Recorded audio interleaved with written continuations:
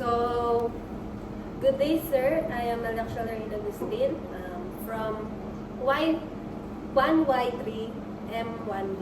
So, we will do bed making po. So, first is, ilalatag po natin itong unang linen.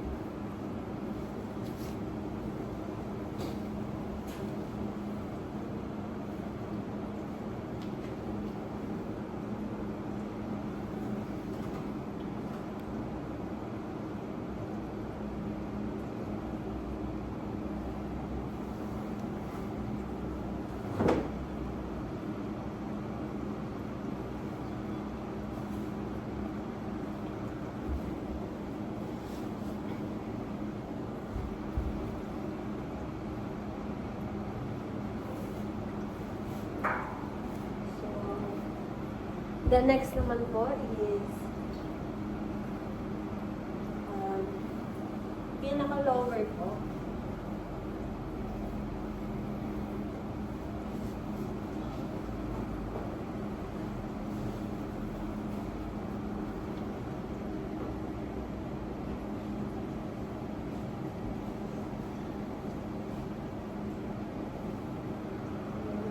Next naman po is yung pinaka-upper po, before the lower.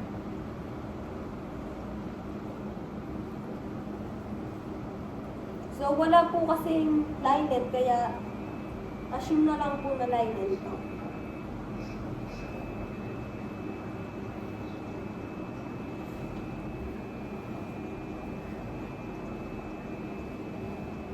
So,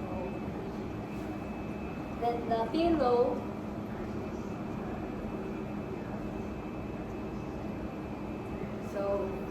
yun lang pa. So, thank you, sir, for watching bed making.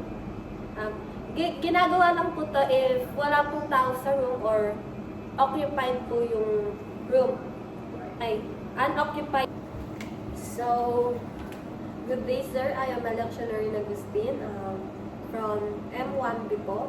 So, gagawin po natin ngayon is bed making occupied po. So, first po, i-check po yung record or nursing plan para po ma-verify if siya po talaga yun and if may history po siya. Then, next naman po, gather all the equipment such as alcohol, linen, and pillow po. Then, next naman po is identify and greet the patient. So, good morning, ma'am. May I know your name po? Age? 9. Can I check your ID risk po? So, okay po. Then, next naman po is proper hand washing. Then, close the curtains po for the privacy. So, first po is, tatanggalin ko po yung kumot nyo.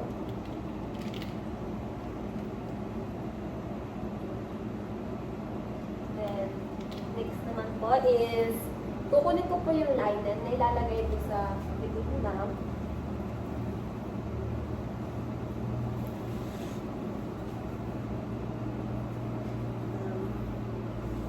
So,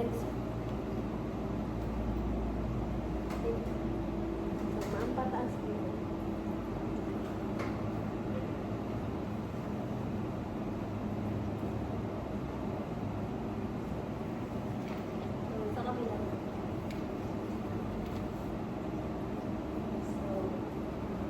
Tapos yung isa pong linen, to prevent overflow po. So, assume po na linen po to.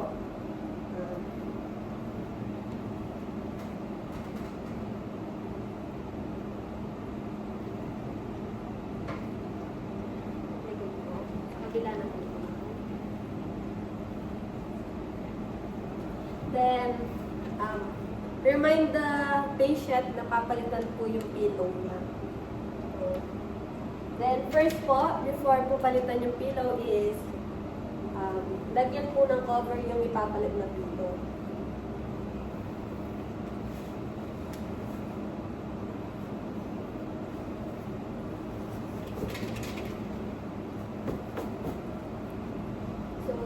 Mapapalitan po natin yung pillow niyo. Pwede pong angat po kayo ulit.